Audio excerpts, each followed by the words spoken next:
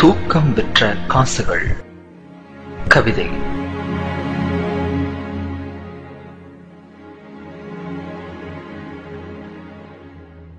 இருப்பவனுக்கோ வந்துவிட ஆசை, வந்தவனுக்கோ சென்றுவிட ஆசை.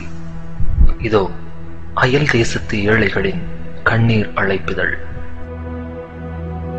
விசாரிப்புகளோடும் விசா அரிப்புகளோடும் வருகின்ற கடிதங்களை நினைத்து நினைத்து பரிதாபப்படத்தான் முடிகிறது. நாங்கள் பூசிக்கொள்ளும் வாசனை திரவியத்தில் வேண்டுமானால் வாசனைகள் இருக்கலாம், ஆனால் வாழ்க்கையில் தூக்கம் விற்ற காசில்தான் துக்கம் அளிக்கின்றோம். ஏக்கம் என்ற நிலையிலேயே இளமை கழிக்கின்றோம். எங்களின் நிலாக்கால நினைவுகளை எல்லாம் ஒரு விமான பயணத்தினூடே விற்றுவிட்டு கனவுகள் புதைந்துவிடும் என தெரிந்தே கடல் தாண்டி வந்திருக்கிறோம். மர உச்சியில் நின்று ஒரு தேன்கூட்டை கலைப்பவன் போல் வார விடுமுறையில்தான் பார்க்க முடிகிறது இயந்திரமில்லாத மனிதர்களை. அம்மாவின் ஸ்பரிசம் தொட்டு எழுந்த நாட்கள் கடந்து விட்டன. இங்கே அலாரத்தின் எரிச்சல் கேட்டு எழும் நாட்கள் கசந்து விட்டன. பழகிய வீதிகள், பழகிய நண்பர்கள், கல்லூரி நாட்கள் தினமும் ஒரு இரவு நேர கனவுக்குள் வந்து வந்து காணாமல் போய்விடுகிறது. நண்பர்களோடு ஆற்றில் விரால் பாய்ச்சல், மாட்டு வண்டி பயணம், நோன்பு நேரத்து கஞ்சி, தெல்கா, பம்பரம், சீட்டு, கோலி என சீசன் விளையாட்டுக்கள். ஒவ்வொரு ஞாயிற்றுக்கிழமையாய் எதிர்பார்த்து விளையாடி மகிழ்ந்த உள்ளூர் உலகக்கோப்பை கிரிக்கெட். இவைகளை நினைத்து பார்க்கும் போதெல்லாம் விசாவும் பாஸ்போர்ட்டும் வந்து விழிகளை நனைத்து விடுகிறது. வீதிகளில் ஒன்றாய் வளர்ந்த நண்பர்களின் திருமணத்தில் மாப்பிள்ளை அலங்காரம், கூடி நின்று கிண்டலடித்தல், கல்யாண நேரத்து பரபரப்பு, பழைய சடங்குகள் மறுத்து போராட்டம், பெண் வீட்டார் மதிக்கவில்லை என்று கூறி வரட்டு பிடிவாதங்கள்.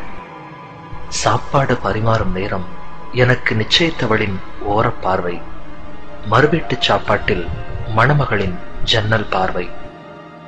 இவை எதுவுமே கிடைக்காமல் கண்டிப்பாய் வரவேண்டும் என்ற சம்பிரதாய அழைப்புதலுக்காக சங்கடத்தோடு ஒரு தொலைபேசி வாழ்த்தினூடே தொலைந்து விடுகிறது எங்களின் நீண்ட நட்பு. எவ்வளவு சம்பாதித்தும் என்ன, நாங்கள் அயல் தேசத்து ஏழைகள்தான். காற்றிலும் கடிதத்திலும் வருகின்ற சொந்தங்களின், நண்பர்களின் மரணச் செய்திக்கெல்லாம் அரபிக்கடல் மட்டும்தான் ஆறுதல் தருகிறது.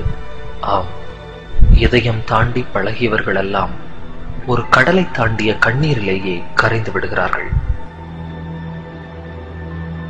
இறுதி நாள் நம்பிக்கையில்தான் இதயம் சமாதானப்படுகிறது.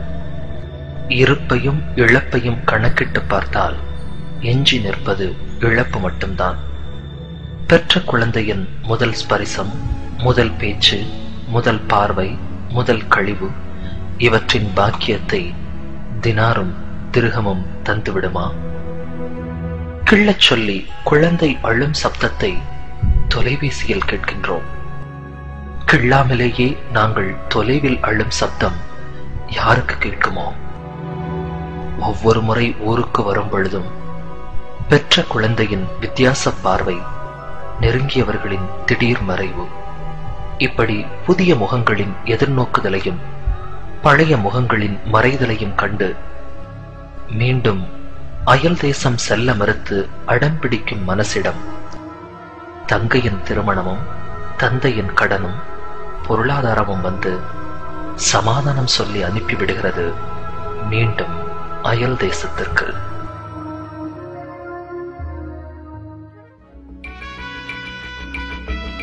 தூக்கம் விற்ற காசுகள். கவிதை கேட்டீர்கள். எழுதியவர் துபாயிலிருந்து ரசிகவ் கே ஞானியார். உங்களுக்கு அதை வாசித்தளித்தவர் சிங்கப்பூரிலிருந்து சதகத்துல்லா.